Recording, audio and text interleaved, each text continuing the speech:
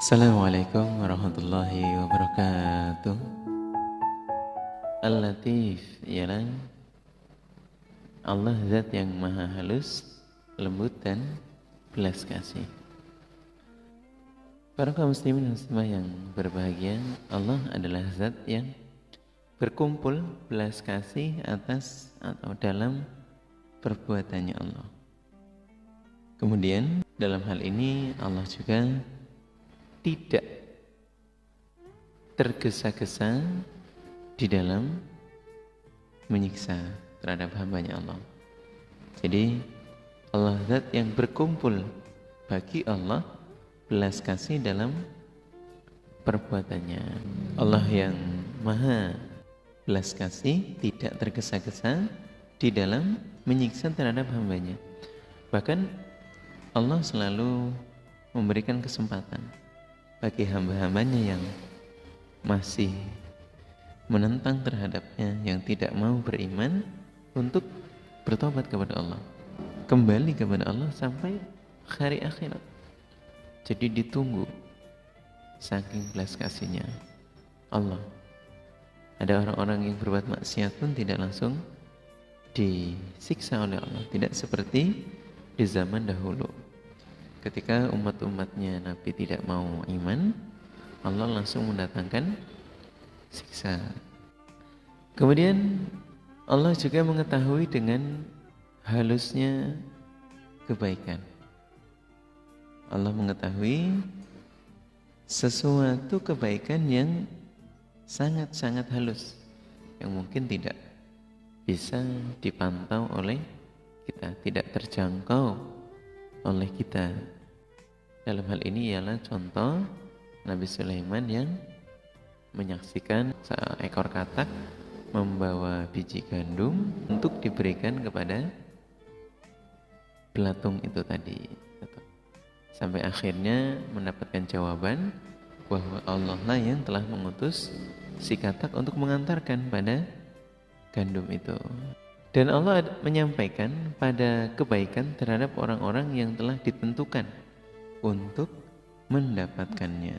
Dan Allah zat yang menyampaikan beberapa perkara pada titik puncaknya dengan paling halusnya cara dan dengan cara yang terbaik, sehingga sampai pada yang berhak untuk menerimanya. Ini contoh dari Nabi Sulaiman tadi yang memang paling mengena untuk kita amati dan hayati. Luar biasa. Dan Allah memudahkan pada beberapa kemanfaatan bagi hambanya. Hal itu bukan dengan karena ilmu kita. Jadi ya kemanfaatan itu dari Allah, di mana sekiranya mereka tahu dan yang tidak diketahui hambanya Allah, nah itu Allah akan memberikan kemudahannya dan akan menyampaikan terhadap hak-haknya. Para kaum muslimin dan muslimah, bahwa hal ini memberikan contoh yang sangat luar biasa. Kita bahas kembali tentang kisah Nabi Sulaiman.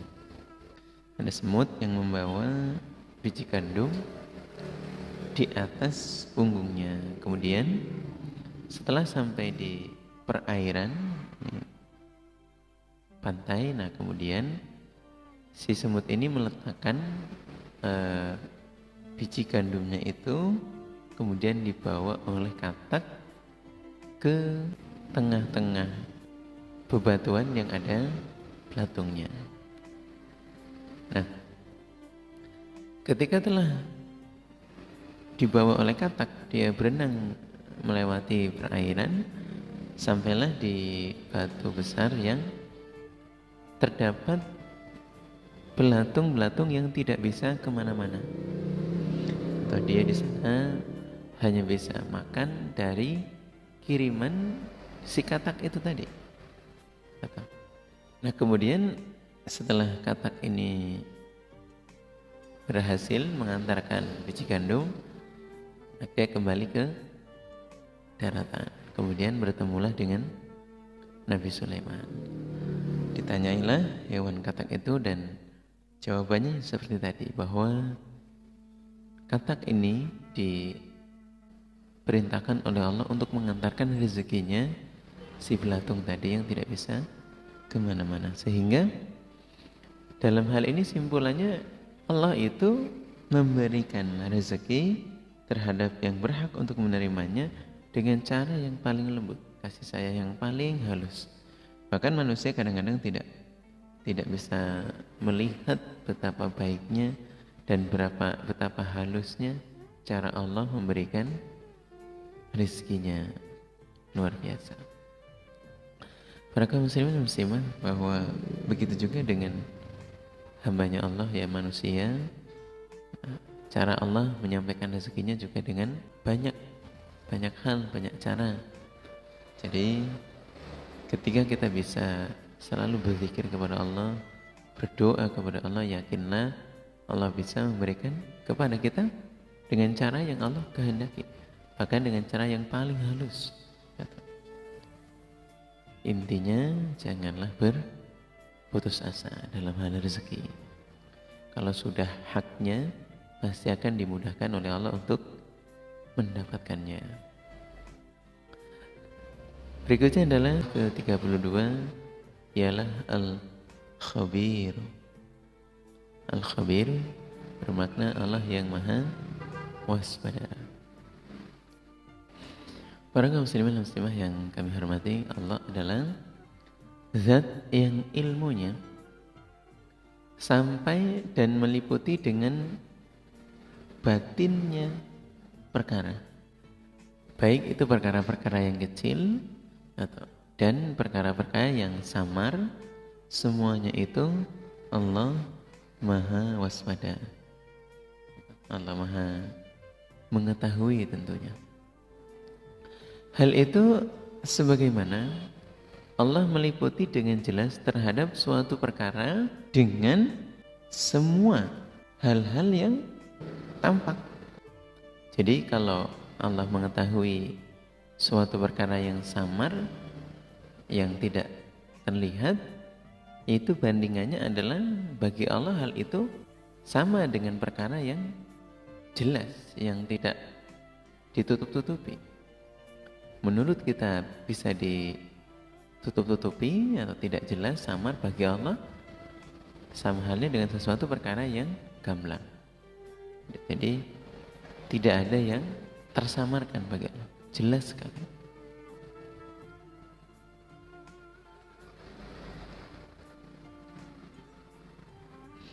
Kemudian bahwa melihat hal yang samar seperti halnya yang jelas, maka contoh dalam hal ini adalah yang paling bisa kita amati dan sesuai dengan ilmu pengetahuan, ialah contohnya elang beserta penglihatannya.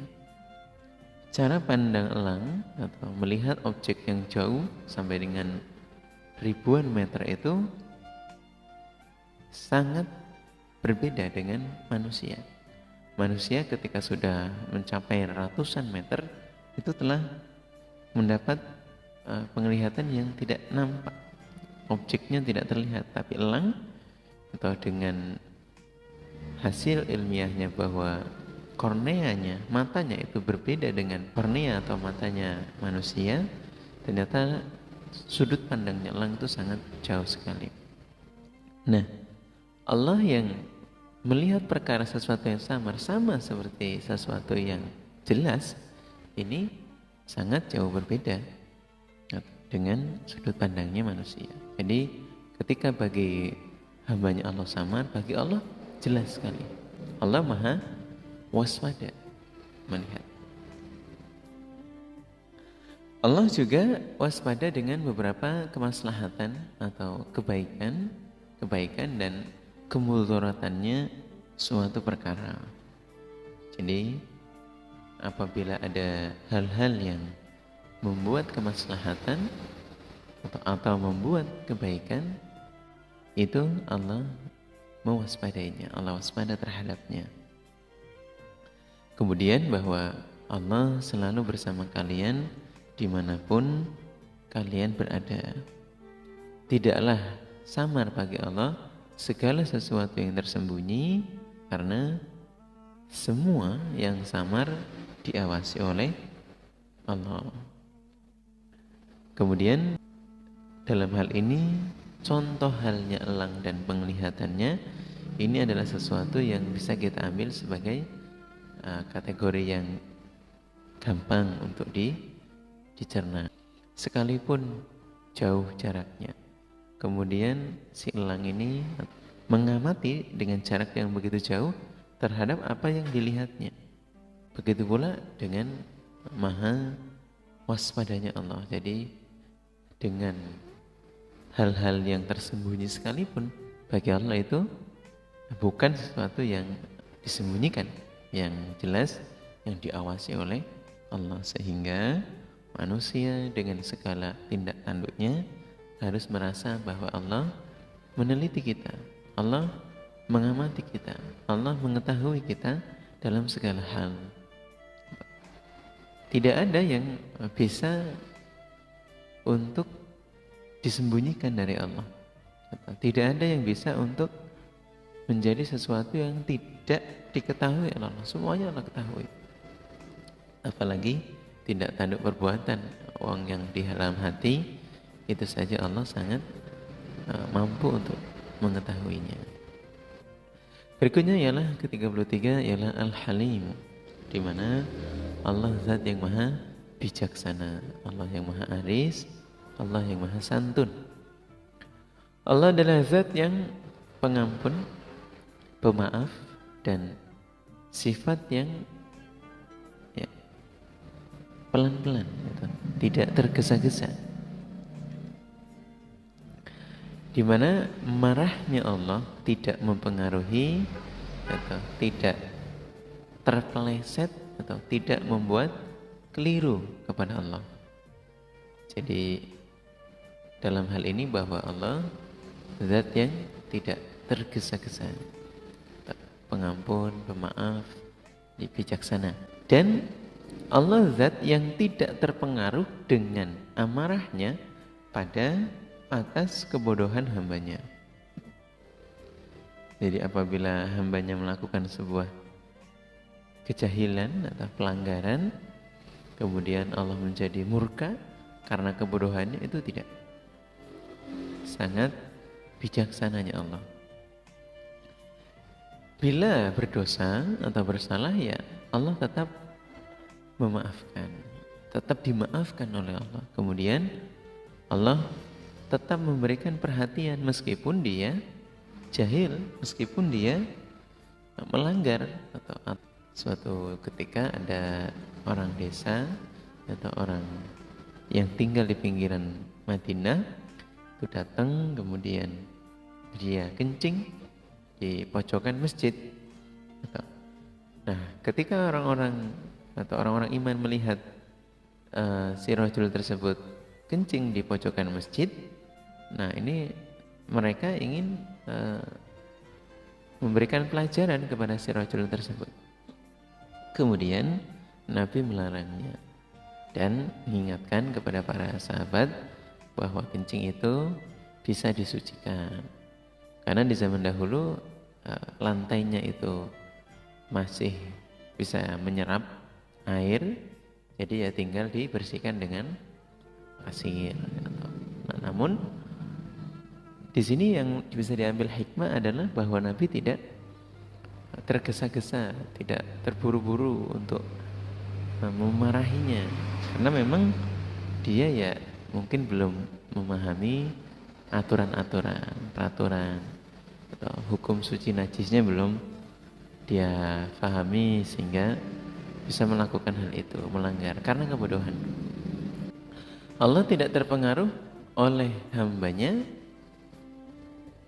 yang menentang, sehingga Allah menjadi murka dan marah. Itu tidak demikian. Semua itu karena kesempurnaan dan kekuasaannya Allah. Dan sebenarnya bila Allah menghendaki menyiksa, Allah itu ya mampu. Tapi ya Allah tidak demikian. Dengan segala kesempurnaan dan segala kekuasaannya Allah yang maha aris, Maha bijaksana, ya Allah tetap memperhatikan mereka. Atau meskipun hambanya Allah banyak yang tidak beribadah kepada Allah, menentang kepada Allah, maksiat, Allah tidak kemudian menjadi murka dan amarah. Masih memberikan kesempatan mereka untuk bertaubat sampai dengan hari akhir. Para kaum muslimin dan muslimah yang kami hormati, dan Allah masih mencurahkan nikmatnya kepada orang-orang yang menentang padanya, seperti halnya mencurahkan nikmat pada orang-orang yang taat. Ya, ini ya sangat bijaksana sekali bagi sifatnya Allah dalam Al-Halim. Meskipun dalam hal ini Allah bisa dan sangat mampu untuk menyiksa terhadap mereka, tapi ya karena Allah adalah zat yang maha bijaksana sehingga tidak mendatangkan siksa dengan terburu-buru. Allah sabar, Allah menunggu mereka untuk bertobat sampai dengan hari akhir, hari kiamat.